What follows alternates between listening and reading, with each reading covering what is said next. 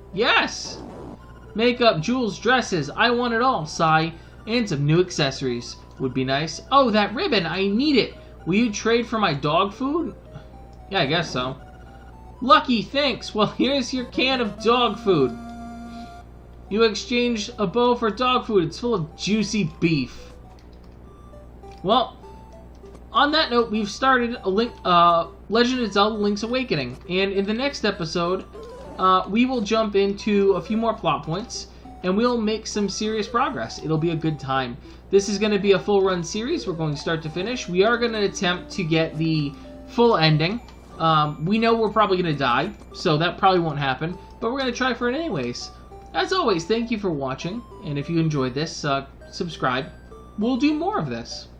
Thank you so much, and have a good night.